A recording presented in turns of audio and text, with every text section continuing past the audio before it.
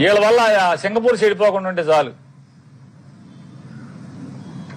వ్యవసాయం లేదు చోట వ్యవసాయ మంత్రి వెళ్తాడు, పరిశ్రమలు ఎట్టా పెట్టాలో ట్రైనింగ్కి వెళ్తారు, పరిశ్రమల శాఖ మంత్రి ఉండరు. రోడ్లు వేస్తారంట మున్సిపాలిటీలో ₹1 గ్రాంట్ ఇవ్వరు రోడ్లకి.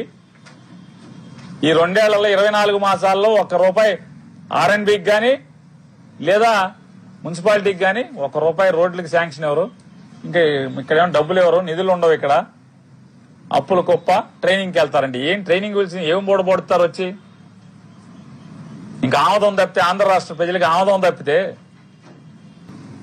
మామూలు పెళ్లికి సూట్ వేస్తారు, ఇక మళ్ళీ ఎప్పుడు వేయరు. అవన్నీ ఇట్లాంటి అప్పుడు తీసి మళ్ళీ ఆ కోర్టు సూటు బూట్ అయితే ఇంట్లో కొడుక్కో కూతురుకో పెళ్లికో వేస్తారు. ఇక్కడ దాకా కోర్టు గిట్టేసి ఆ రోజు అందరికి చుట్టాలందరినీ మిస్ చేసి ఆ కోర్టులన్నీ అక్కడ ఈడ్చుకుంటాకి తప్పితే వీళ్ళకి ఆ బొలపాటును తీర్చుకుంటాకి తప్పితే ఈ రాష్ట్రానికి ఉపయోగం ఏంటి?